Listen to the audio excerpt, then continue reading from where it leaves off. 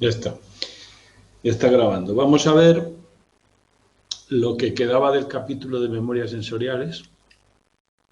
Recuerdo que vimos la primera parte, la memoria icónica, visual, y lo más importante es que se trata de una memoria de corta duración, que es una especie de foto sostenida o mantenida con la que extraemos información para los restantes circuitos de memoria y procesos cognitivos, y que un análisis más en profundidad llevó a ver la capacidad que tenía y que probablemente conste de dos subestructuras, una que se dedica a una percepción visual, fotográfica, que desaparece rápidamente, y la otra que la interpreta hasta cierto punto, todavía hasta siendo todavía memoria sensorial. Esas dos estructuras, subestructuras, las vamos a ver ahora exactamente muy parecidas, análogas en la memoria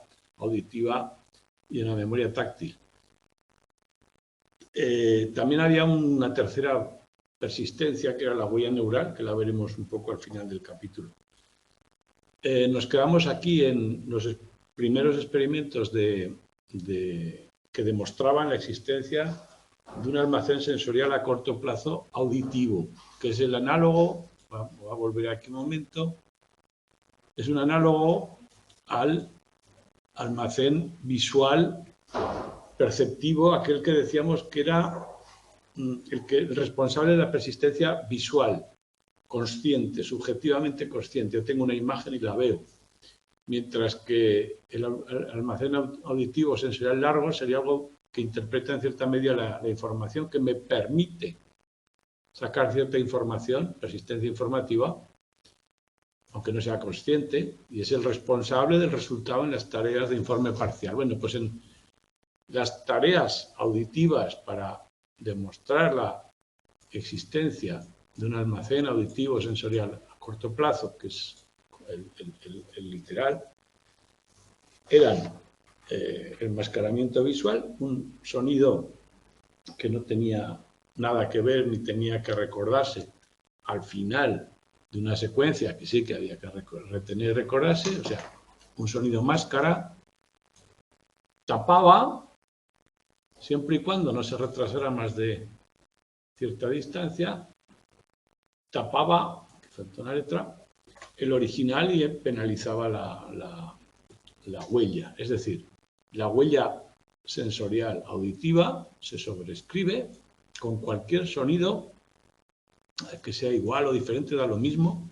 Es decir, es una estructura que mantiene el sonido y si aparece otro lo borra. Tareas de detección como la de Blanc también ocurría lo mismo. Detectar es más fácil que reconocer. Bueno, hasta 50 milisegundos lo borraba. Esa es la primera. La segunda, que demuestra el almacén sensorial a corto, es la persistencia auditiva.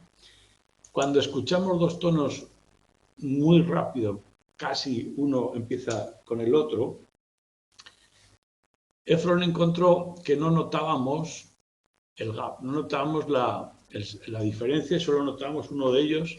Si el primero era muy corto, era menor de 130 o 180 milisegundos, y luego empezaba el otro, no notábamos la diferencia. Entonces, las estimaciones de si el primero se solapaba con el segundo, los sujetos decían que eran simultáneos y no lo eran.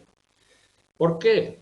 Bueno, pues la interpretación es que el primero, una vez que empieza a interpretarse, requiere unos 150 milisegundos para procesarse, o se retiene 150 milisegundos, y durante ese tiempo nos parece toda una continuidad. Es el tiempo que necesita el sistema, o el tiempo que permanece esa huella en el almacén sensorial auditivo corto plazo.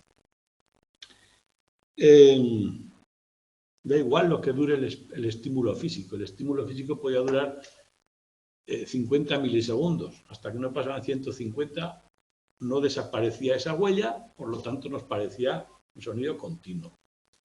También un experimento de Plomb, que aquí hay que detectar si eran dos estímulos o uno, se daba cierta continuidad a medida que estaban más cerca. A partir de 200 milisegundos de diferencia entre uno y otro, nos parecían siempre un solo sonido. Por lo tanto, hay una representación sensorial que permanece ese tiempo, que es el almacén sensorial. Como hemos dicho antes, el enmascaramiento, la persistencia. Tercer fenómeno que lo demuestra, la integración temporal. Cuando nos llega un sonido, durante un tiempo, tenemos que procesarlo para poder sacar las características básicas. Pues, por ejemplo, la frecuencia. Bueno, necesitamos un tiempo para sacar la información mínima. Y a más tiempo dure el sonido, más información podemos sacar y mejor rendimiento si nos preguntaran, pues, por ejemplo, si es más o menos intenso, cuánto ha durado, si hay una diferencia de tono entre uno y otro. Es decir, hay un periodo de tiempo mínimo para sacar ciertas características. Esto le llamamos integración temporal. Si no tenemos durante ese tiempo el sonido, nos quedamos con información coja. Bueno, pues detectar un sonido requiere una duración de 200 a 300 milisegundos. Discriminar entre sonidos de diferentes tonos requiere 200 a 500 milisegundos. Y estimar una intensidad de forma subjetiva, para que sea más o menos efectiva, requiere entre 150 y 200 milisegundos. Es decir, el sonido, como es secuencial, necesitamos una muestra lo suficientemente amplia en el tiempo para determinar ciertas características. Esas tres son los datos que tenemos. Esto le llamamos integración temporal y sucede en el almacén sensorial a corto. Todavía es un análisis físico del sonido, en términos precategoriales. ¿Qué pruebas tenemos a favor del almacén sensorial a largo plazo? Bueno, pues aquí tenemos los estudios de informe parcial similares al visual. En este caso, lo que se hacía era emitir sonidos desde 4 localizaciones, 4 altavoces diferentes. En el informe total, el sujeto recibía pues diferentes, por ejemplo, letras. Cada altavoz recibía varias letras y tenía que decir todas las que recordara que hubiera oído. En el informe parcial le señalaban uno de los altavoces, normalmente con una luz, pero también ha habido otras claves, ¿no? En este caso hay una ventaja similar a la que había en el informe parcial visual. Recordáis que pasaba de recordar 4 o 5 letras al 70, al 80%. En este caso también hay una ventaja, pero mucho menor. La ventaja viene a ser del 25% y a lo sumo 1 o 2 letras más. O sea, normalmente la ventaja se mantenía también hasta un poco más que en el visual. El visual apenas eran unos milisegundos. Aquí se mantiene en término medio hasta los 2 segundos. Es decir, si la señal clave que indica que altavoz tengo que informar no tarda más de 2 segundos, informo más letras que si hay un informe total o la señal demora un poco más, ¿no?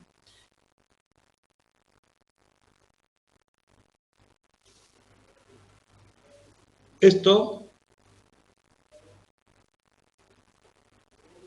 recuerdo medio de que pasa de, bueno, si eran 4 por canal, 4 por 4, 16, como en el ejemplo, pasaba de 8 a 12, 25% más. Recordáis que en el visual el salto era mayor.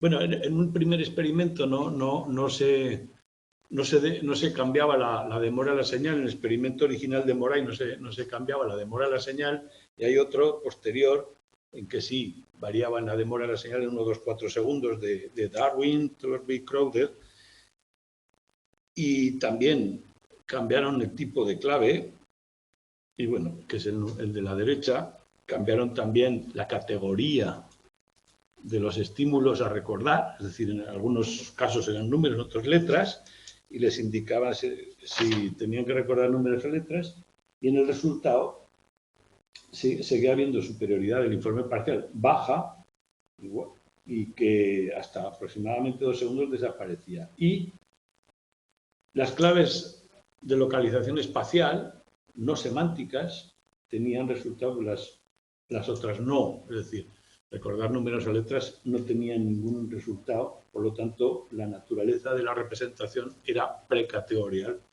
no distinguíamos números y letras.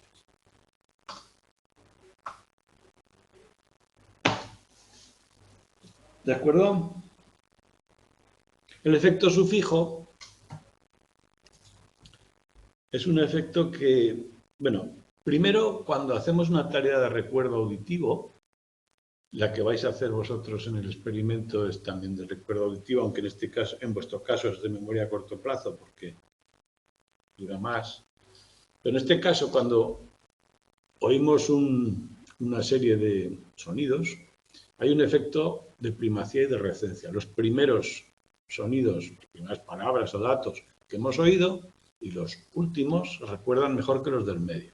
Se supone que el efecto de primacía se debe a que los primeros sonidos han pasado a la memoria a corto plazo, a la memoria a largo plazo. Y el efecto de recencia se supone que es un efecto de memoria sensorial. Permanecen ahí todavía el tiempo este que hemos dicho que permanece la señal y nos aprovechamos de ello y tenemos un rendimiento mayor. Pues bien, ese efecto de recencia desaparece de forma inmediata si hay otro sonido que no tiene nada que ver con los anteriores, que no hay que recordar, sonido relevante, y lo que hace es disminuir, ¿veis como veis aquí en la línea verde? El tiempo, los aciertos bajan mucho con sufijo respecto a la línea verde cuando la línea naranja le añadimos el sufijo. Cualquier sonido, al final de una lista, como que borra los últimos que hemos oído, desaparece el efecto de ventaja, el efecto de recencia, lo cual demuestra que hay una huella y además, a más se parezcan los ítems del sufijo a los otros, mayor efecto, y a más cerca estén en el tiempo, mayor efecto. Ahora bien, el significado del sufijo suele ser irrelevante. Por lo tanto, es una memoria ecoica breve basada en características físicas. Bueno, aquí veis que hay una tercera línea, que es una lista visual. El efecto sufijo solo aparece cuando el efecto sufijo. El efecto de recencia tiene ventaja cuando la memoria es auditiva. Cuando hay también una pista visual, no mejora la lista. Es decir, el efecto de recencia se debe a una huella ecoica, no visual. Y el último de los experimentos, bueno, los datos del efecto sufijo, que son, incluso con una voz diferente desaparece, o sea, las características físicas, el efecto de máscara desaparece. Bueno, estos son datos que no aparecen en el libro este año, en otros sí, algún dato por ahí que a veces, o sea, pequeños problemas que hacen que luego se rectifiquen las teorías. Hay un experimento que encuentra con lectura labial también el efecto sufijo, cosa que no debería ocurrir. El último que del almacén auditivo a largo es la escucha dicótica, que es, esto lo habréis visto en atención, si habéis dado atención. El experimento consiste en que se escuchan dos sonidos, uno en cada oído. Uno hay que repetirlo, es decir, hay que atender activamente, y el otro hay que ignorarlo. Entonces, la clave de aquí es ver qué efecto tiene un mensaje en el otro lado. Treisman les puso el mismo mensaje en los dos oídos, solo que uno iba desfasado con el otro. Y encontró que hasta un desfase de 1,5 segundos, a pesar de no atender al otro oído, al oído no atendido, detectaban que eran iguales. Estaba distendido. Entre 2 y 4 segundos desaparecería. Bueno, desfase precategorial, en otros experimentos 2-4 segundos, el desfase precategorial. Bueno, como podéis ver, en resumen, lo que demuestran estos datos es que que la memoria sensorial, la auditiva, como la visual, aunque tiene diferente duración y capacidad, también se compone de un almacén a corto y un almacén a largo, por lo que parece hasta ahora. El resumen de características, que es el mismo que vimos, me voy a basar en el cuadro de la página 56, que es el mejor resumen que hay. Son datos y datos, y no queda más remedio que ver lo que hay, ¿no? Los datos. Así que en vez de entrar en todo el contenido, veis el resumen que cambia de milisegundos a segundos. El auditivo corto, que empieza desde el principio, y el largo, desde el punto de mayor resolución.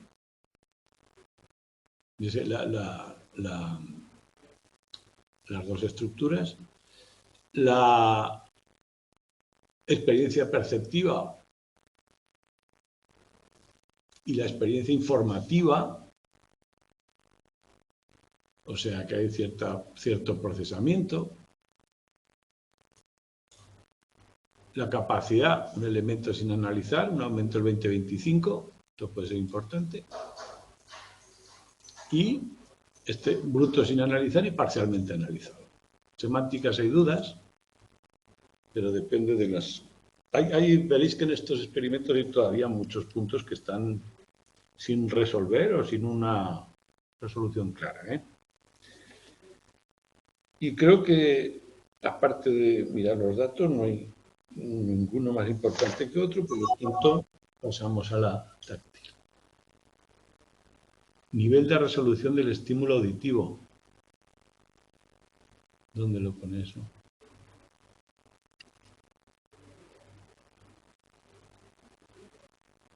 ¿Lo pone aquí o en otro lado? Es que no sé dónde lo ponía. Aquí. Desde el punto de mayor resolución del estímulo. Mirad, lo que hemos dicho antes es que necesitamos un tiempo de integración sensorial, integración temporal, para discriminar, estimar la intensidad y ciertas características del estímulo. Pues bueno, ese tiempo mínimo, cuando hemos visto aquí que había tres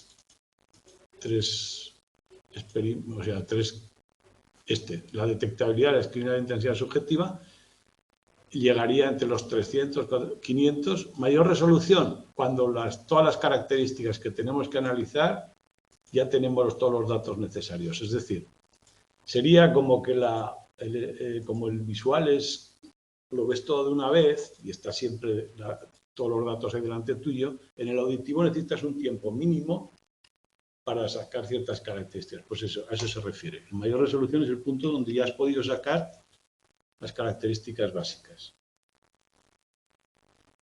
Claro, aquí desde que comienza ya está en el corto, pero el largo requiere cierto análisis. Empieza a funcionar cuando ya tenemos ciertos análisis hechos. Bien, las características, nos pasamos al siguiente. La táctil, menos estudiada.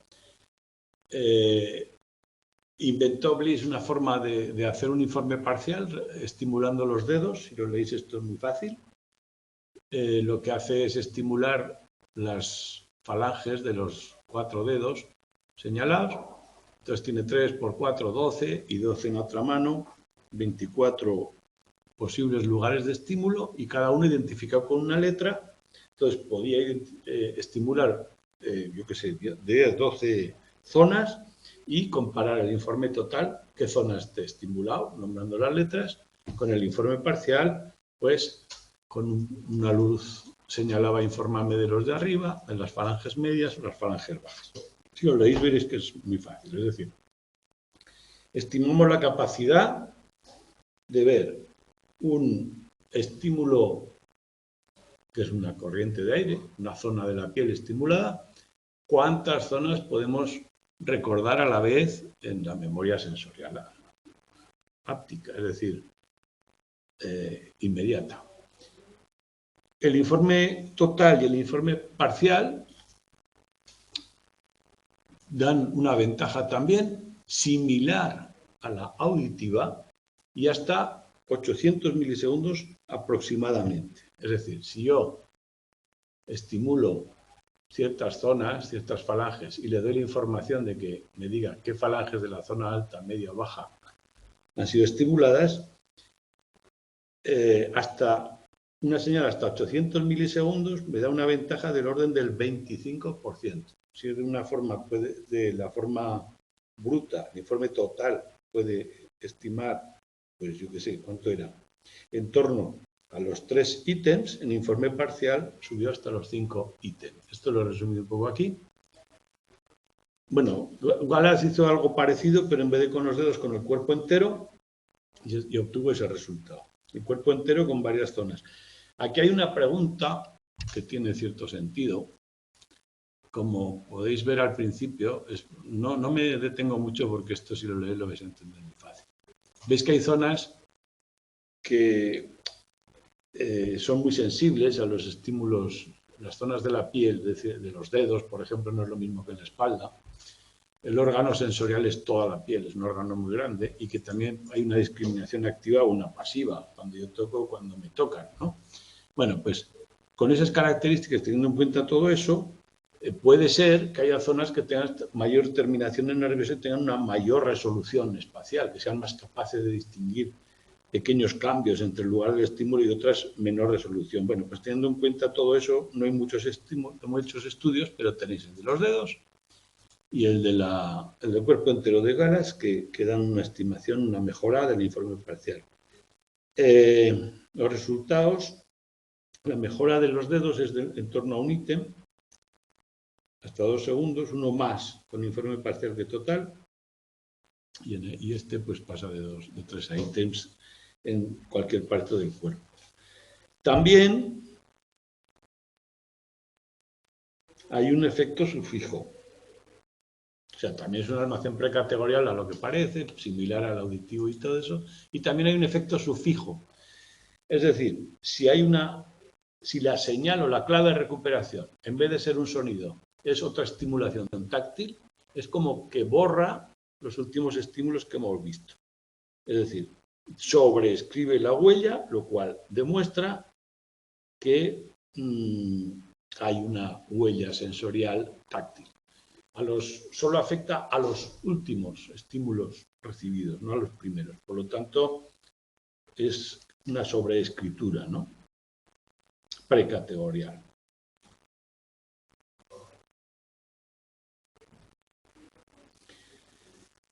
Bueno,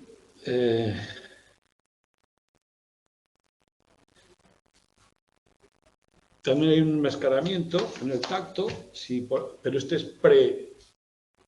proactivo, es decir, la máscara se presenta antes que el objetivo. Imaginad que la estimulación es unas vibraciones táctiles, por ejemplo, 8 puntos, ¿no? 8 puntos de la piel que se estimulan de esta forma, tengo que decir cuáles han sido, pero antes, justo antes, me propone una máscara de este tipo. Bueno, pues esa máscara proactiva logra lo que esperamos que no se detecte con la misma eficacia el objetivo. A no ser que la máscara sea justo igual que el objetivo. En ese caso no le afecta, por supuesto. Hasta 1200 milisegundos. Datos importantes.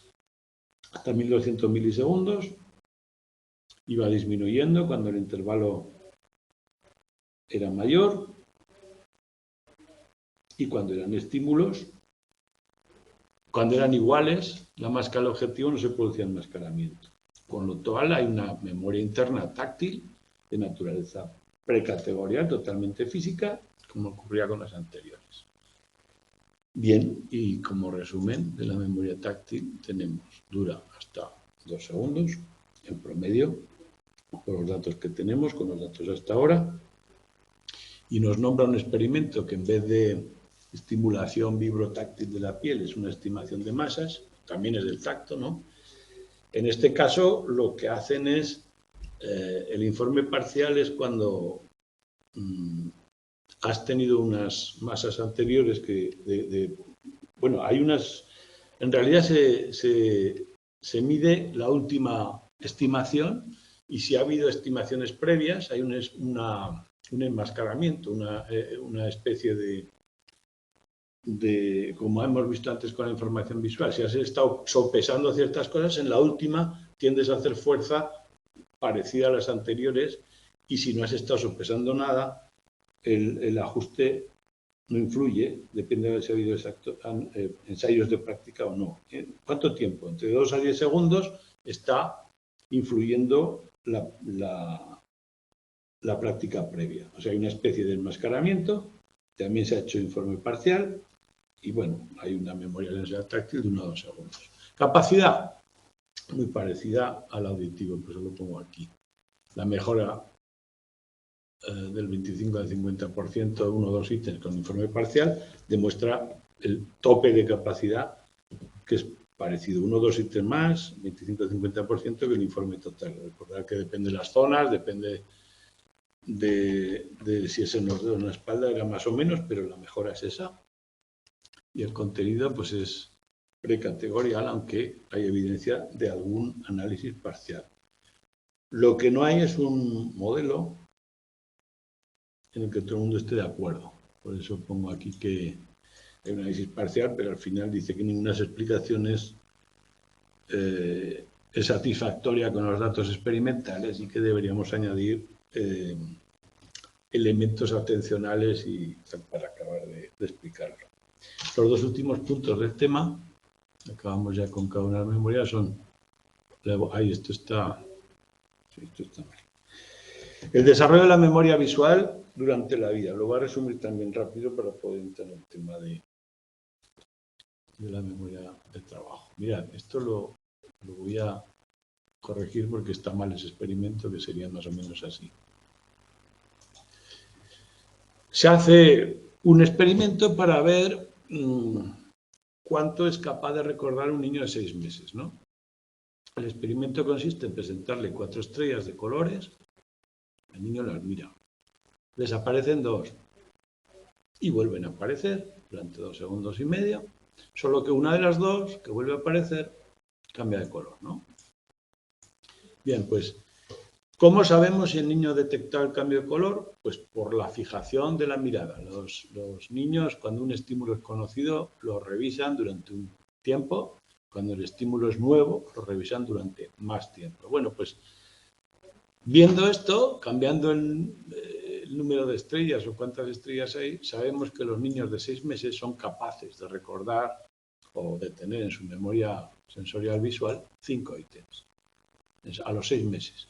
Mientras que un adulto con una prueba similar puede mantener 6. Es decir, es un desarrollo muy rápido, muy temprano. Segundo dato, datos de la duración de la huella icónica.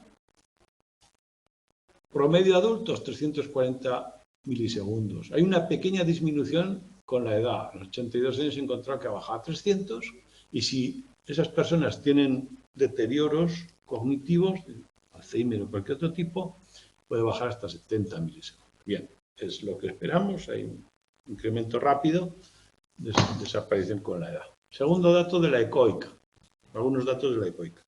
La ecoica se estudia mediante potencial de disparidad, el MMN, que ahora veremos lo que es en la neuromemoria. Y bueno, aquí sabemos que el registro sensorial, la huella, permanece nada más nacer desde el orden de 1,5 segundos y va aumentando. En los 2 años ya llega casi a los 2 segundos, de 3 a 5 a los 6, de segundos a los 12, que ya es la permanencia de los adultos. Podéis leerlo, pero más o menos el resumen. Hay que ver que en el caso ecoico hay mucha diferencia entre las personas y que es muy importante para el desarrollo del lenguaje. El lenguaje entra por el oído y esas diferencias individuales hacen que el aprendizaje sea muy diferente. No se ve un deterioro claro con la edad. Parece ser que el registro sensorial dura o bien las tareas que hacemos con el registro sensorial se compensan con otras durante la edad. Y en el caso del táctil, se mide mediante el potencial somatosensorial de disparidad, o sea, el mismo que antes, pero la somatosensorial. Y parece que la huella táctil mediante alguna prueba que veremos ahora, desde los 6 años ya tenemos la capacidad adulta. En otras pruebas dice que hasta la adolescencia está creciendo y con la edad hay un cierto deterioro en una parte de la interpretación de la huella táctil, en el área frontal del cerebro, la parte de codificación, no la parte sensorial de identificación, de mera identificación. Bien, esto es lo que había aquí, que aquí no están los colores, se lo he cambiado.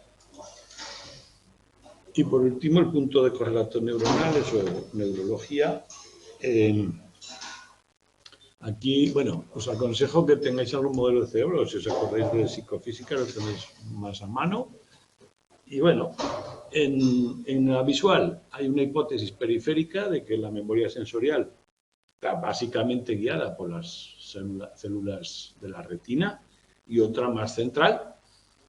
Las periféricas tienen alguna prueba a su favor, pues el papel de los bastones, pero hay algunas de las tareas, por ejemplo, la detección del movimiento, que requiere ir a la corteza visual occipital, a la V1. El movimiento es de procesamiento central. Bueno, pues parece que la memoria sensorial ya llega a la V1. La hipótesis centralista tiene bastante más apoyo. Respecto a la ecoica, utilizamos la tarea Oddball, que se llama. Oddball significa simplemente que hay un estímulo diferente al resto.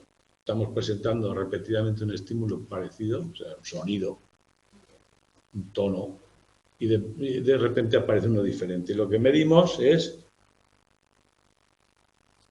el correlato neuronal mediante la técnica MMN, potencial disparidad o cualquier otra.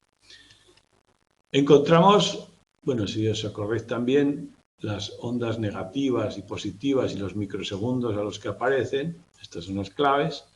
Pues encontramos que con los potenciales de disparidad hay también pruebas de que subsistemas neuronales están codificando los estímulos repetidos y cuáles aparecen cuando aparece algún estímulo diferente. El cuadro este compara la curva en un experimento Oddball de repetición. Bueno, parece ser que esta P de 50 milisegundos es la habitual de repetición y que, bueno, aquí al interpretar las curvas también todavía hay dos alternativas. Hay psicólogos que piensan que lo que hace es el sistema nervioso es habituarse a un tono y cuando pasa algo diferente, o sea, lo que harían las neuronas es habituarse. Y otros que dicen que lo que hace es responder de forma diferencial. Bueno, lo leéis porque es un poco... Está sin resolver, hay algunas hipótesis. Y bueno, y en la táctil tenemos que en la táctil los datos también de la disparidad somatosensorial. Es interesante este dato, yo creo que es importante. Según el número de presentaciones, es decir, la memoria táctil, si tenemos cierta experiencia previa, la huella neural es mayor o diferente. Está modulada por eso. Y también en función de cuántas veces en el tiempo se presentaban.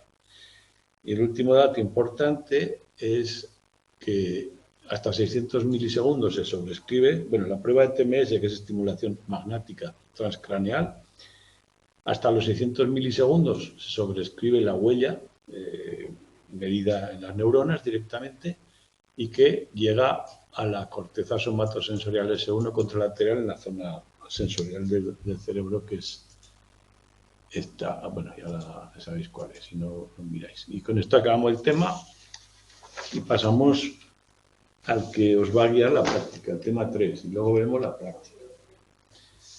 La PEC.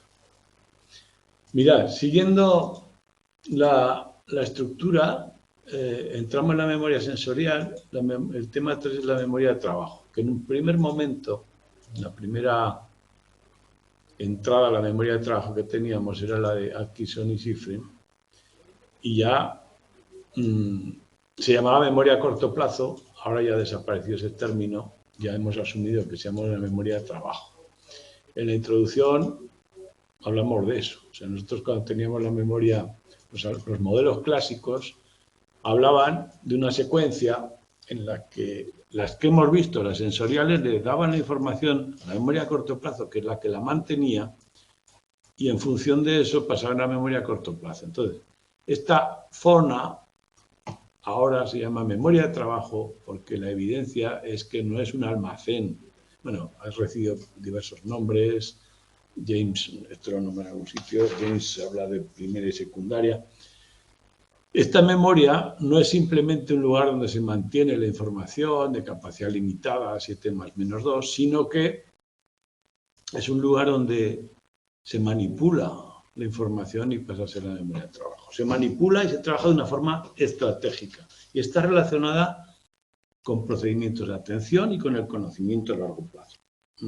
Por eso dejamos el concepto del almacén estático y del paso lineal de la información para una estructura que, como veréis, para algunos autores no es una estructura separada, sino una forma de trabajar con la información en la memoria a largo plazo.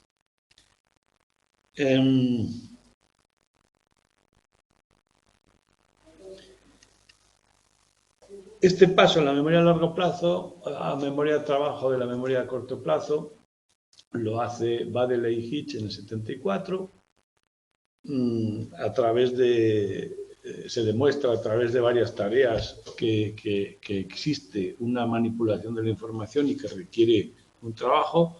El primero es las tareas de Brown-Peterson, que la veremos más de una vez, en la que el recuerdo de 3 letras se ve dificultado si tenemos que realizar otra tarea cognitiva más o menos costosa, por ejemplo, contar hacia atrás de 3 en 3. Entonces, el periodo de retención de los 18 segundos y el acierto en el recuerdo se ven penalizados por la tarea distractora. También Baddeley y Hitch hicieron su tarea distractora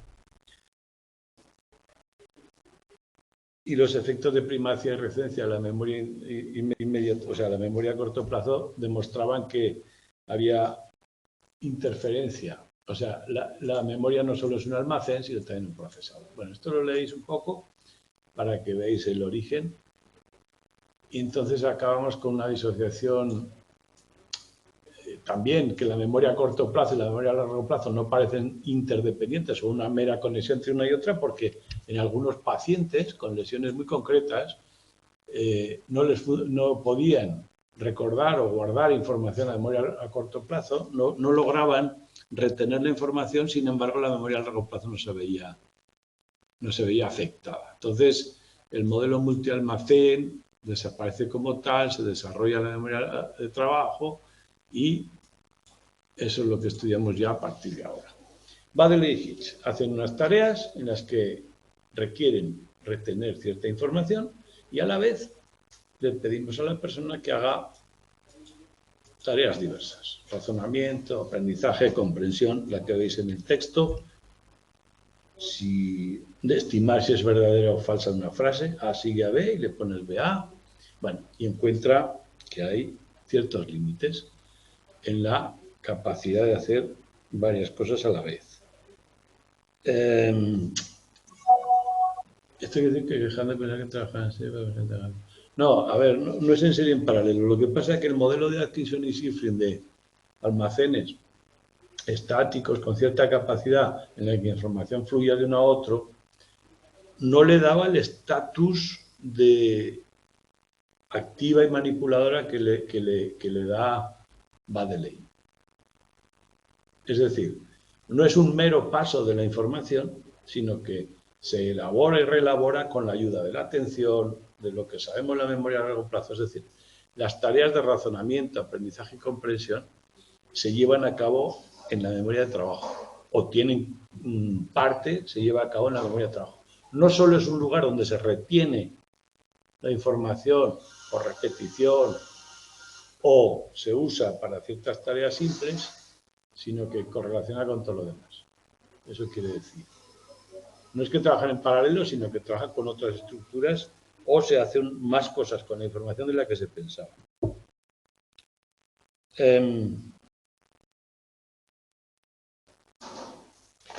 En el experimento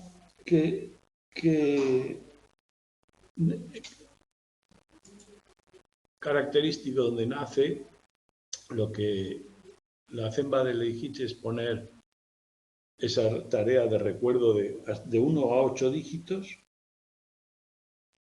y tareas de razonamiento. Entonces los errores tenían que ver con la carga de dígitos recurrente, o sea, se medía tanto la velocidad de respuesta como el tanto por ciento de error. La variable independiente eran 2 tareas concurrentes de retención y razonamiento.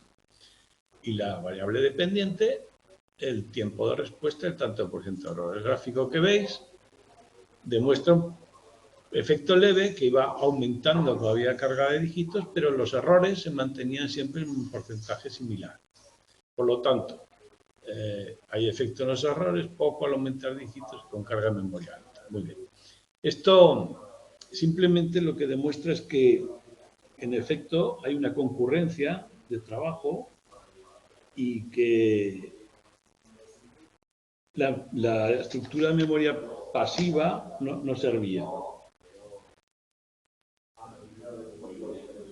Propone una estructura de la memoria de trabajo que en principio tenía 3 componentes: la agenda visoespacial, bucle fonológico y el ejecutivo central. Todo aquello que afectara al ejecutivo central, que no sea mera repetición, podía causar interferencias. El ejecutivo central es el que inhibe o dispone de la información, genera estrategias para trabajar con ella, y el bucle fonológico, el que la repite de forma auditiva, y la agenda visoespacial, la que la examina de forma visual. Este modelo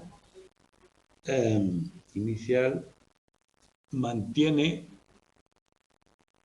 comunicaciones con los otros sistemas de memoria de una forma fluida, como en el modelo anterior, solo que este ejecutivo ahora sí que implica a la atención y otras estructuras de razonamiento.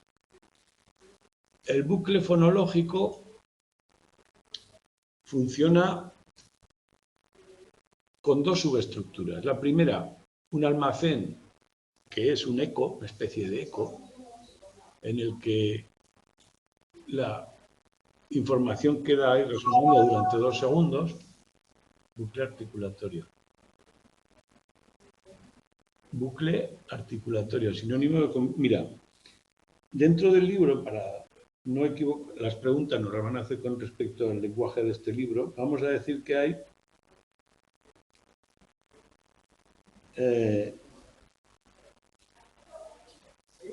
almacén fonológico y recapitulación articulatoria. Yo, el que llamo aquí recapitulación articulatoria es este. La voz interior con la que yo repito la información y la mantengo. Y el otro, el término clave es almacén. Entonces, el bucle articulatorio sería este, el que permanece la información activa porque la repito activamente. Y el otro es una especie de eco sensorial. Y esta estructura no solo es para mantener la información, sino que tiene una función que es mantener la acción. Por ejemplo, si yo quiero recordar lo que voy a hacer o no me quiero olvidar de un paso de una receta, la mantengo en el bucle articulatorio para funcionar. O sea, es algo que hago de forma intencional mucho más allá que repetir la información. Y lo que demuestra que existe esta subestructura articulatoria son algunos datos que nombra ahí de pasada, pero que son importantes. Cuando 2 informaciones se parecen fonéticamente, se molestan la una a la otra. La segunda es la escucha desatendida. Cuando hay una información que me llega, pero yo no le presto atención, aún así me afecta. La supresión articulatoria, si me obligan a repetir una palabra, aunque sea sin sentido, me afecta al recuerdo. Y la longitud de la palabra también, a más larga, más difícil. Por lo tanto, hay un sistema que pronuncia interiormente el sonido y que cualquier cosa que moleste a esa pronunciación le afecta. En el almacén fonológico del oído interior, apenas dura 2 segundos y el otro puede mantener la información durante mucho más tiempo por el efecto repetición. Fijaos que en este caso ya no estamos en la sensorial, estamos en una memoria a corto plazo donde la información sí se extrae y en este caso lo que estamos haciendo es información fonética. En este almacén fonético del oído interior ya percibo palabras, percibo sonidos con significado, percibo mucha más complejidad que antes. Bien, la segunda estructura, agencia visoespacial que pone aquí, por influencia del inglés, pero yo pongo visoespacial, que es la misma que ponía antes, más castellano. Se demuestra en un experimento de este tipo, que es muy interesante.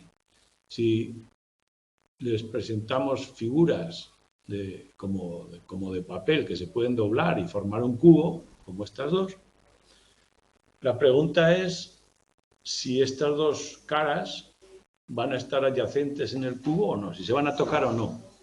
Fijaos que en esta es muy fácil de estimar. Esta cara va a tocarse con esta, lo vamos a ver muy fácil. En esta es más difícil. Tenemos que imaginar visualmente qué va a ocurrir con el cubo cuando se pliegue. Pues bueno, la dificultad depende del número de pliegues que haya que hacer para hacer el cubo. Saber si se van a juntar o no aumenta la dificultad con el número de pliegues. Por lo tanto, hay una especie de recapitulación visual similar a esta, una especie de ojo interior que manipula la información.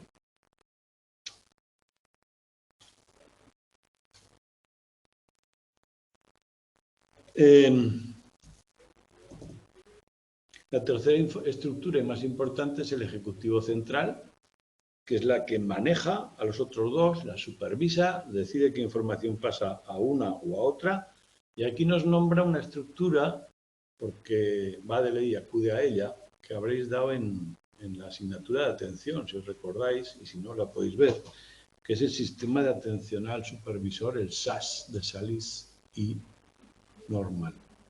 El SAS es un modelo que lo que hace es analizar la información de forma automática, si es conocida, y cuando no es conocida entra en función diversos grados de control. Una es el grado menor, el dirimidor de conflictos, que la ordena o la selecciona si hay algún problema, pero cuando el dirimidor no es suficiente, entra el SAS, que es el sistema supervisor, atencional, que activa y sobre todo inhibe para atender lo importante. Y bueno, si hay errores en el SAS hay perseverancia, dificultad, veremos que en el Alzheimer también se da. Bueno, pues el ejecutivo central se equipara en gran medida al sistema SAS de Norman y Salis. Sobre todo en planificar e inhibir. Esa es la función más importante. De hecho, las tres tareas del Ejecutivo Central, Diamond, son inhibir la información que no nos hace falta, es decir, centrarnos en lo importante, todo aquello que hemos hablado de la memoria de trabajo, la controla, y también la flexibilidad cognitiva de pasar de unas tareas a otras con facilidad. Por lo tanto, tampoco sería unitaria, y hay algún experimento con estudiantes en los que diferentes tareas daban diferentes errores y demostraban que había disociaciones en las capacidades del Ejecutivo Central. Bueno, y sobre todo emerge con mucha importancia los procesos de inhibitorios. Aunque las tres son importantes, empiezan algunas teorías de la inhibición. El cambio de tareas, actualización, bueno, lo leéis que es un poco explicar estas tres estructuras, por ejemplo, en tareas de las cartas de Wisconsin, que es, como podéis ver, son cartas que difieren en colores, números y formas, y te piden que las clasifiques y van cambiando. Criterio de clasificación y bueno, ahí tienes que inhibir una respuesta ya establecida, flexibilidad para el cambio. La tarea de los toros de Hanoi, que es cambiar una estructura de un palo a otro con la condición de que nunca puede haber una ficha más grande encima de una más pequeña, bueno, pues requiere una serie de pasos, también, ese tipo de tareas. Y por último, vemos que el modelo primero de Baddeley tenía 3 estructuras y Baddeley se dio cuenta que, bueno, si yo conocía los datos que me llegaban a la memoria de trabajo, trabajaba con ellos con mucha más facilidad. Los agrupaba, si las letras formaban una palabra, las agrupaba y me acordaba con más facilidad, aumentaba la capacidad, eso es el chunking. Bueno, pues tuvo que añadir una estructura que tuviera un contacto directo con la memoria a largo plazo, porque estas que llegaba la información fluida no eran suficientes para explicar esos datos y añade el almacén episódico, el buffer o retén episódico. Este se alimenta de la memoria a largo plazo episódica, que veremos que es la que tiene que ver con el tiempo y el espacio, sucesos que me han ocurrido a mí, en el tiempo y en el espacio. Por supuesto, también hay comunicación de la información visual que tenemos, del lenguaje, o sea, sistemas de memoria cristalizados. Ese flujo de información se regula en función de la tarea y la busca el Ejecutivo Central, ordena que el almacén episódico se activen ciertas informaciones que necesitamos para la tarea actual. En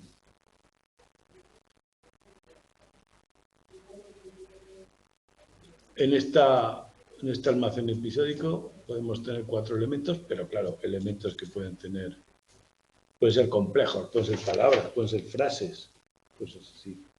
Bien, este es el modelo que sigue la tradición estructural, que le dota a la memoria de trabajo de un dinamismo y una estructura excepcional, porque es todo lo que tenemos en un momento consciente, todas las operaciones cognitivas relacionadas con la atención. Pues bueno, hay modelos que dicen que la estructura lineal o modular no tiene sentido, y entre ellos el de Cowan, el más interesante, que lo que propone es que en realidad la memoria es una, la memoria de almacén a largo plazo es una, y lo que ocurre es que el Ejecutivo Central decide qué información es interesante o para la tarea que estamos haciendo, y esa memoria se activa, el área roja, y lo que yo tengo en conciencia justo ahora, los datos que los que estoy trabajando, serían lo que pongo el foco atencional. De forma y manera que la memoria activa son ese que aparece en el buffer episódico de Baddeley, y el foco atencional lo que yo soy consciente ahora mismo. Por supuesto, la información que llega de fuera llega a través de los almacenes sensoriales que ya habíamos visto, entra en el foco y activa o interactúa con la memoria a largo plazo y se pone el foco en lo que hace falta.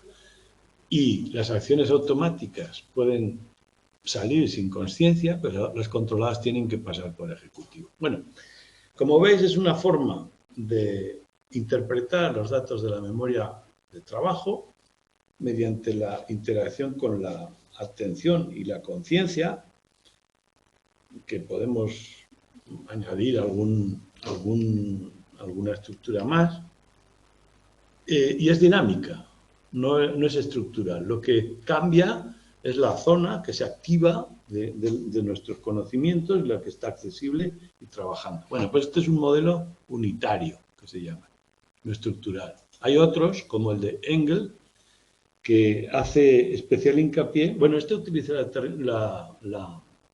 modelo SAS de Normalisalis como base, y Engel dice que lo que hace realmente el sistema ejecutivo es el control inhibitorio en tareas que requieren, por ejemplo, En atención habréis visto que cuando había que responder, por ejemplo, al círculo rojo, al cuadrado rojo, con el botón rojo a la derecha, que siempre aparece a la izquierda, y al cuadrado verde, que siempre aparece a la derecha, con el botón de la izquierda. Lo que hay que hacer es inhibir la respuesta del mismo lado, ¿no? Bueno, pues ese control requiere el ejecutivo, y eso es lo que para Engels es lo fundamental y lo que...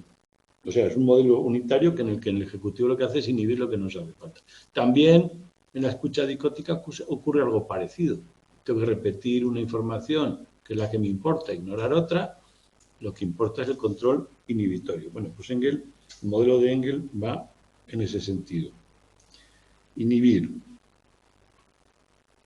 Control atencional es inhibir.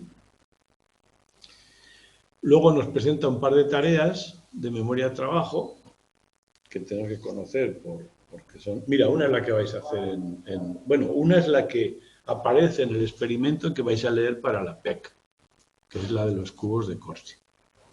Aunque ahí utiliza 10 en vez de 9. Pero bueno, tareas que requieren a la memoria de trabajo. Pues la tarea NBAC la requiere en el caso de que va aumentando el número de pasos que le pido que me informe. La tarea NBAC simplemente dice que debo responder si un estímulo es igual que el anterior, si es un paso que le estoy pidiendo, que el que ha ocurrido hace 2 presentaciones, o sea, van estímulos en fila en el tiempo, y si este es igual que el que ha ocurrido 2 veces anterior, sería una tarea 2BAC.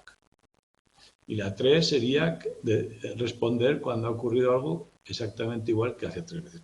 Fijaos que simplemente el 1BAC requiere mantener un estímulo en memoria, la 2BAC requiere mantener 2 y borrar este cuando aparece este y mantener estos 2. O sea, la tarea es complicada. Y la 3 es mucho más complicada porque tengo que tener estos 3 en memoria, este para ver si coincide con el actual. Si no coincide, no respondo, tengo que borrar este y tengo que entrar este en la memoria. Siguiente, ¿coincide con este? No, otra vez la misma tarea. ¿Se entiende, no? Las NBAC, a medida que va aumentando el requisito de N, requieren a la memoria de trabajo con mucha intensidad. Y la de los cubos de Corsi es algo parecido pero visual. Aquí el experimentador, que tiene estos cubos puestos de forma irregular en un tablero, también se puede hacer por ordenador. El experimentador ve los números para acordarse de la secuencia, pero el sujeto en teoría mira desde aquí, no los ve.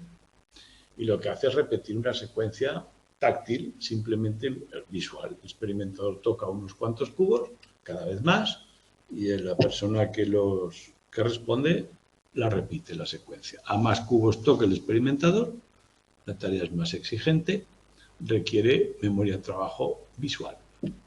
Bueno, la tarea del experimento que vais a leer hace una de memoria de dígitos, que es auditiva, y otra visual con los cubos de Corsi. Y la que vais a hacer vosotros, solamente memoria de dígitos, no la parte visual. Si la habéis mirado, la podéis ir haciendo sin ningún problema. La parte experimental, el experimento con las personas. Bien, los últimos puntos, perdón por el tiempo, pero yo creo que lo vamos a dejar aquí.